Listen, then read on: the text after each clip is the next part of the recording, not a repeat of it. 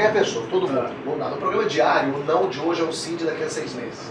Não dá muito para não quero entrevistar. Eu entrevisto todo mundo. E o Bolsonaro... Super, entrevistaria. Inclusive, acho que quando todo mundo, acho que é em agosto, né, que se oficializa realmente todas as candidaturas, ali, a partir dali é que a gente pode entrevistar, mas também tem o conta lá de meio ética, lei e tal, você não entrevista só o Bolsonaro, você vai entrevistar todos os candidatos, enfim. Então você pensa fazer uma semana com os presidenciáveis? Poderia ser, por que não? Então a gente pode esperar entrevistas com os presidenciáveis no programa? Tomara que sim. Não sei como é que é a agenda deles, se eles topam, acho que topam, enfim, acho que ainda mais agora com a lei que não permite, não tem o fundo, eles não têm como financiar as campanhas, acho que o maior espaço de televisão possível para eles é o que eles estão... A gente tem que ver também a legislação. Tem que entender como é que funciona a legislação, né? Especialmente para política, não, mas a gente tem um quadro, vou falar de um quadro que a gente vai fazer, que é bem divertido, inspirado na candidatura de Luciano Huck, de Dr. Ray. A gente vai fazer o Brasil Dividido, um quadro onde a gente vai lançar 2 candidaturas de pessoas famosas e comediantes vão defender as candidaturas. Então, digamos, a Anitta, se ela fosse presidente, e o Mr. Catra. Quem seria o melhor presidente? Então a gente vai botar nos cabos eleitorais comediantes para defender por que a Anitta seria uma boa presidente, por que o Mr. Catra seria, e a plateia no final vai decidir quem ela elege para presidente. Então, quer dizer, a gente vai brincar com a coisa política mesmo não entrando muito no viés político. Mas o programa sempre falou de política e sempre bateu em todo mundo. Isso é uma coisa muito legal da Record mesmo, de permitir que se fale de todo mundo. Eu já sacaneei Lula, Dilma, Temer, Aécio, Gilmar Mendes, Renan, já fizemos sketch no monólogo, eu falo muito, e nunca teve, né? Não, pelo amor de Deus, não fala.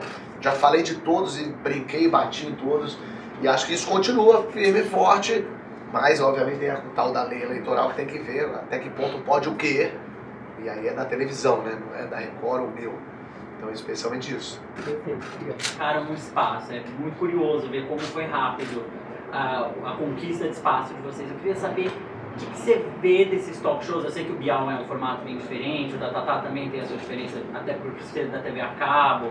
Mas o que você vê nesses programas que fizeram você repensar alguma coisa ou que fizeram você ver coisas do programa diferente, enfim? Eu acho que quando você tem uma disputa, entre aspas, né? Entre aspas e sem aspas também, né? Mas você tem uma disputa, muitos programas de entrevista, então assim, convidado é uma guerra, por exemplo. E é engraçado, o Gugu me deu um livro da Barbara Walters para ler, bem legal, inclusive, e ela fala da guerra de conseguir convidados, ela lá, mas essa Barbara Walters, dificuldade de conseguir convidado, eu tenho que me suicidar amanhã cedo, né? Mas é uma luta, quando você tem muitos canais, mas nos Estados Unidos você tem Late Show. Então essa luta por convidado e por exclusividade, o que eles vão fazer, eu acho que também vira assim, a necessidade é a mãe das invenções, né? Então você acaba tendo que se dar um jeito para... Como é que você transforma aquele convidado que talvez você já tenha visto em algum lugar, numa coisa diferente no seu programa? Uma coisa que a gente pensa muito no programa aqui, lá os nossos redatores, é criar um quadro específico para aquela pessoa. Então a Maite Proença veio no programa, a gente gravou com ela, e ela deu uma entrevista recentemente falando que limpou privada na Índia, isso mudou a vida dela, então a gente fez uma brincadeira com ela da Guerra dos Tronos. E aí, tipo, umas privadas, a gente fez uma brincadeira, vestido com aquilo, de limpeza. É uma bobagem, mas uma bobagem divertida, que todo mundo, inclusive ela, entra na brincadeira. Eu acho que o programa tem muito isso, assim, ele vai para um lugar que as brincadeiras que a gente faz é uma coisa que você fala assim, não acredito que ele está fazendo isso. E isso é que é legal, quando as pessoas compram. Uma coisa que eu sinto, por exemplo, de diferença, de quando eu comecei para agora, é da receptividade dos convidados. Eles estão muito mais afim de vir, de estar aqui, de fazer brincadeira. Eu acho que no início sempre tem uma desconfiança. Eu conversei com o Danilo e com o Rafinha, e eles falaram que também quando eles começaram tinha uma coisa, o que esse cara vai fazer, que brincadeira que ele vai propor, que assunto que ele vai falar. E acho que depois de 1 ano e meio fazendo o programa, funcionando, as pessoas vendo, então eu sinto, agora as pessoas já chegam falando pra mim, o que você vai aprontar comigo aí, o que a gente vai fazer de brincadeira? As pessoas meio que já querem participar, já querem fazer uma brincadeira, isso é muito legal. Então as pessoas já estão mais predispostas a vir, a fazer, a brincar e a fazer as palhaçadas que a gente faz. É porque na verdade eu pintei o cabelo de preto pra fazer o filme, o Mude de Vida Pergunte-me Como, que eu faço com a Calabresa. E aí eu não queria ficar de cabelo preto, porque eu queria ficar loiro de volta. E aí só que a transição de... Eu não costumo pintar cabelo na minha vida, acho que mulheres costumam mais a fazer isso. Então você deve entender um pouco mais o drama que é trocar do preto pro louro. Você passa pelo laranja, pelo acaju, pelo verde, que é o que tá mais ou menos agora, até chegar na cor. Mas a minha sorte é que no vídeo ele fica mais escuro do que tá agora. Ele tá menos triste. Pois é, daí então eu fico mais, o cabelo mais da minha cor que era mesmo, assim, foi só por isso. Mas como eu postei a foto do processo, o pessoal pegou a foto mais escrota possível e jogou na descrição. A Velaton te pagou quanto? Nada, também eu fui otário, eu devia ter feito isso, né? Já pode ser um quadro, transformações. Transformações, né? Totalmente. A gente pensa, é claro que a gente quer fazer uma brincadeira com a pessoa porque é divertido, funciona, é legal, ainda mais se a gente pensa em uma coisa que envolve o tema daquilo que a pessoa veio falar. Então vai ter brincadeira e tem quadros, mas o programa é de entrevista. Acho que você tem super razão e a gente se preocupa muito com isso. Teve um dia, em algum momento da vida, que alguém falou assim, no programa tal, a gente ainda não conseguiu entrevistar. Alguém falou assim, será que precisa ter? Aí eu falei, esse é um ótimo ponto pra gente parar e falar. Se a gente fizer um programa que não tem entrevistado, acabou. Aí ele imediatamente vira um outro programa. Independente se é bom, se é ruim, se é melhor ou pior, é um outro programa que eu não queria.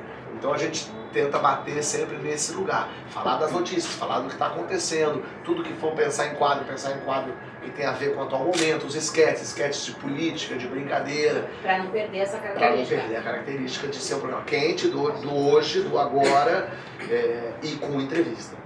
E se tem às vezes tem dois entrevistados, às vezes eles estão juntos, às vezes entra um, depois entra o outro. A gente também testa várias formas. A gente sacou que funciona muito quando entra um, começa a conversar e no meio dessa conversa o outro se junta.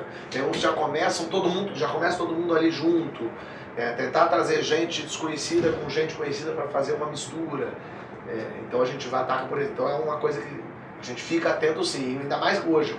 Tanta gente tendo programa, porque não tem os 4 talk shows, mas ainda tem o programa da Fátima, por exemplo, um programa de entrevista. A Luciana Gimenez tem um programa de entrevista. Então, a Mauri agora, então, ainda mais vai estrear. Inclusive vem aqui para falar da estreia. É um monte de gente, né? É um monte de gente, um monte de entrevistado. Eu acho que o bom dessa coisa do tal do politicamente correto, enfim, é porque agora todo mundo tem que pensar antes de falar. Isso é ótimo. Tem que pensar antes de falar, é sempre bom. Né? Então, para o comediante, mas para o político, para o professor, para todo mundo. Então, acho que isso ajuda muito. A gente tá mais treinado, mas, deixa eu pensar aqui o que eu vou falar. E as brincadeiras todas. Quando a gente pensa, a gente olha e fala, ficou muito agressiva, não ficou, a gente está batendo.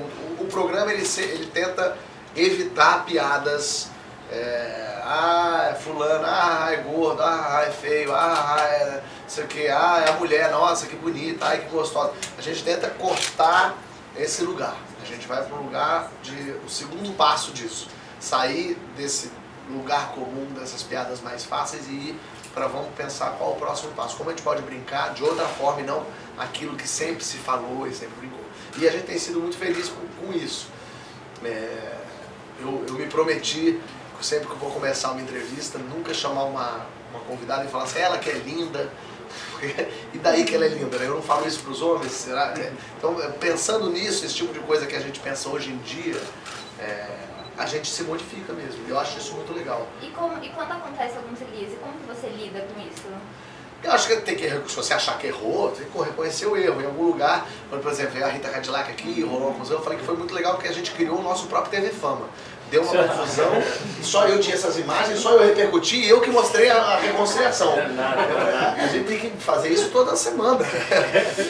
E foi super tranquilo, e foi bem e tal. Mas justamente por isso, como eu nunca me envolvo em polêmica, é raríssimo acontecer uma coisa, quando acontece, quando meu cabelo fica laranja, já vira polêmico o cabelo dele está laranja. Mas eu não vou muito, e apesar disso, eu sou um cara que falo, escrevo no Porta os vídeos que eu quero fazer, de religião, de racismo, do Gilmar Mendes, de machismo, enfim. Então eu falo o que eu quero falar e não arranjo muita confusão. Então eu acho isso positivo, assim.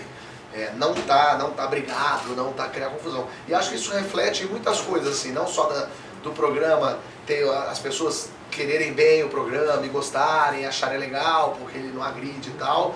E até com, por exemplo, patrocinadores, pessoas que vão investir. A gente já fez merchan desse ano, já começamos gravando com tic-tac para fazer. Então, quer dizer, tá vindo. O programa ele tem um saldo positivo também em merchan, em investidores, aceitação dos patrocinadores. E acho que isso faz muita diferença também. Porque os patrocinadores, se achassem que o programa era agressivo, era ruim, também não iam querer muito se meter. E a gente tem ótimos nomes, o Tic-Tac é uma ótima marca, por exemplo, querendo já estar logo nos programas de começo, fazendo. Então, nesse sentido, eu acho muito bom. É um fôlego que a gente toma, rapaz, que a gente tem que, às vezes, fazer uma viagem e dar um eita. Eu não tinha parado pra pensar. Agora que você falou, eu devia ter pedido um aumento maior. Então teve aumento. Mas eu devia, na verdade, eu penso como um agora, porque um programa diário é enxugar gelo. Não adianta assim, e daqui a 5 meses como é que vai ser? Meu amigo, ainda tem o mês de março inteiro para entrevistar gente e fazer. Então é uma coisa muito agora, entrevista. E não para nunca mesmo. Então é uma coisa, é um fôlego que tem que ter. E mais, assim, é um programa diário e na TV aberta. Eu acho que a TV aberta tem uma pressão maior. Eu senti isso, por exemplo, as pessoas falam mais de você estando na TV aberta. Acho que eu poderia estar fazendo um programa diário na TV fechada, como eu tinha o Porta na internet, cinema e tal, mas na TV aberta tudo é motivo. Parece que você realmente atinge muito mais gente e as pessoas ficam mais olhando para você. Qualquer deslizezinho seu já tá. Então a pressão é maior. Então tem que ter um fôlego e uma firmeza para aguentar a porrada, em todos os sentidos. E o nosso programa nem tomou tanta porrada assim, um programa que felizmente achou um trilho. Não fica assim, provocando os caras. Não tem porrada. Mas nesse sentido tem que ter um fôlego mesmo. Mas eu acho que eu faço tanta coisa, se eu fizesse uma só eu ia afundar, assim. Eu acho que eu preciso ter a cabeça pensante, até para poder dizer as coisas que eu quero em vários lugares.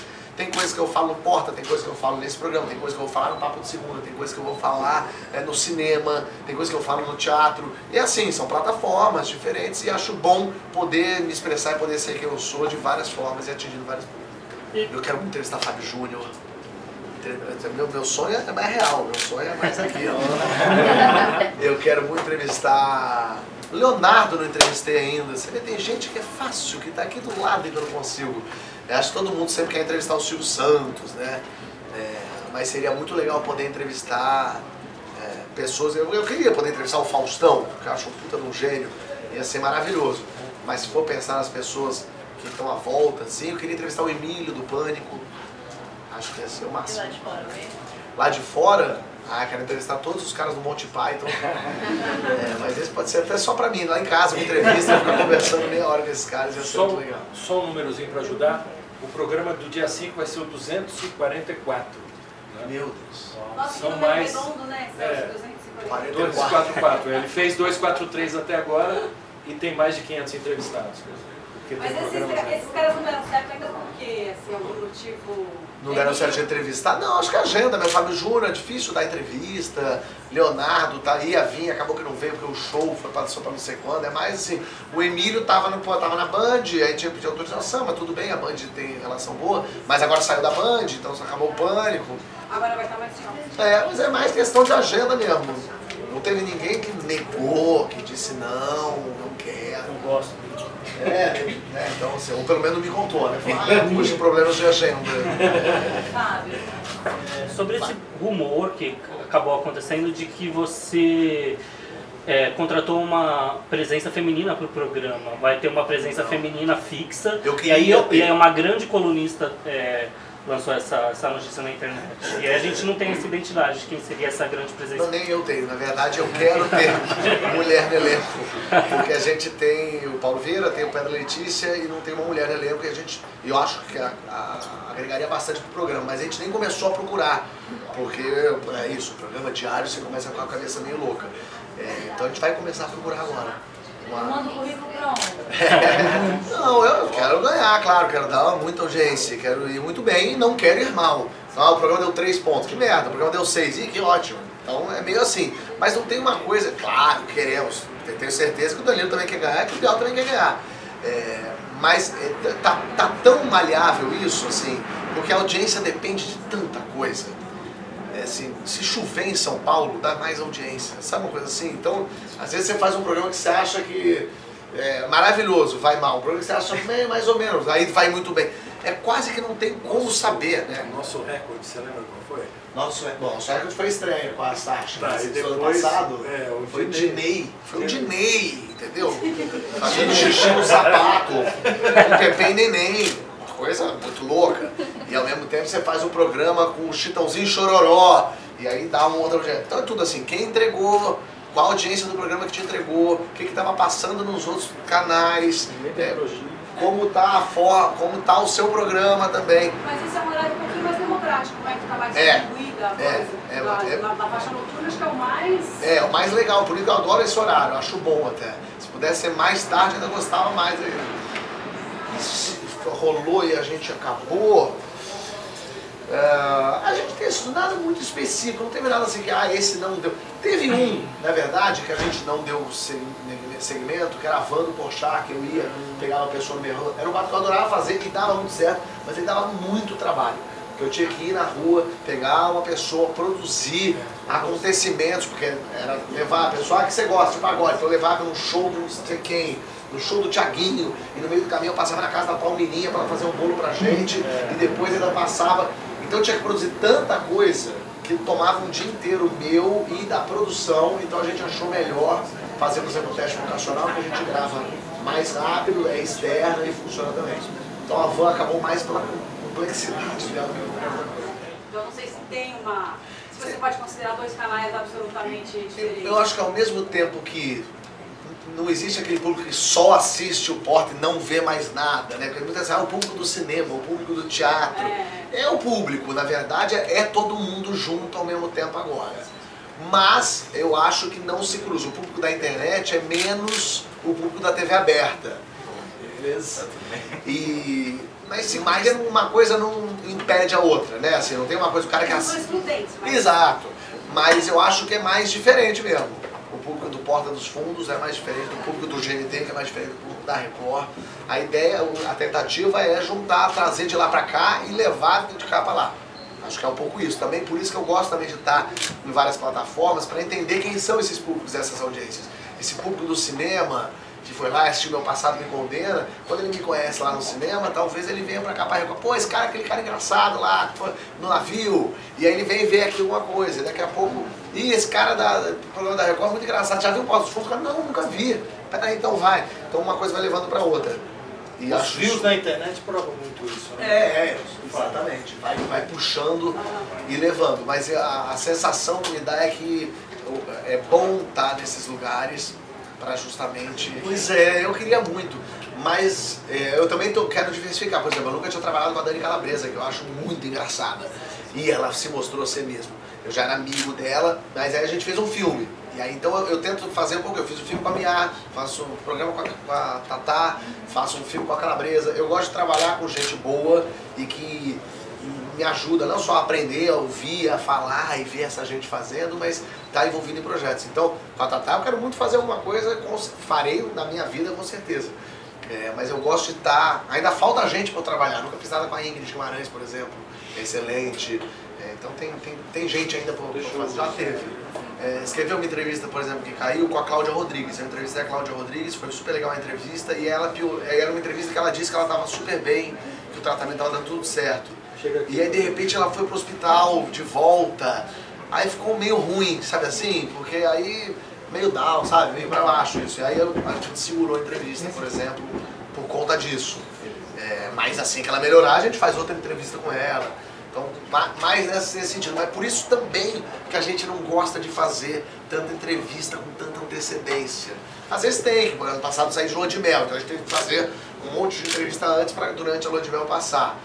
Mas a gente tenta não fazer, não segurar muito isso, porque em algum lugar fica velho, até pelas referências. Eu estou falando, por exemplo, fazer entrevista, intervenção militar.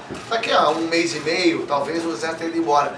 Aí essa pergunta, mesmo que seja um comentário, não é nem sobre isso, a intervenção militar, fica meio velho, meio antigo. Então a gente tenta evitar um pouco. Já botei, vou botar. Inclusive, quem que vem aqui... Sogra, né? Já botei a sogra para lutar sumô com a minha mãe.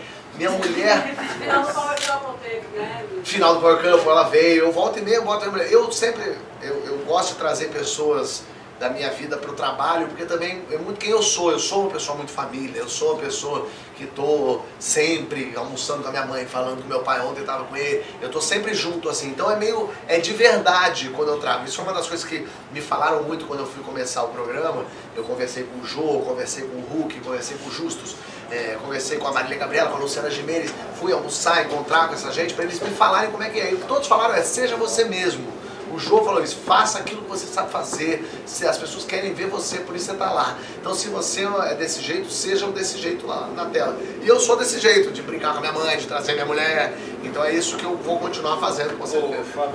A Simoni, aí ela falou, eu tenho 30 e tantos anos, sei lá, quantos anos, e aí ela falou uma coisa que eu só vi no ar, que ela falou, porque eu nasci no dia 1º de julho, e não sei o que, é o dia do meu aniversário.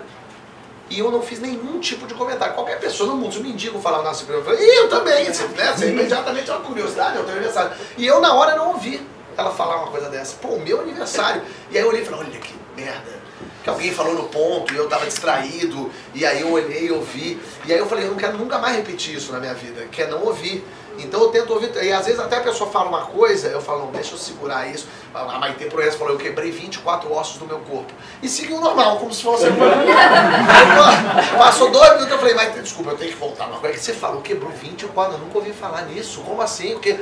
Então quer dizer, eu fiquei... a escuta tá aberta pra entender, porque no programa de entrevista o cara em casa deve estar falando, Maitê quebrou osso, se eu passar reto, o cara, pô, talvez que... A pessoa quer saber. Então, assim, tá nesse lugar de curioso que a Marília Gabriela falou pra mim também. Vai atrás, fica ouvindo. O que a pessoa fala e o que surge na hora pra você ir por quê? E aí,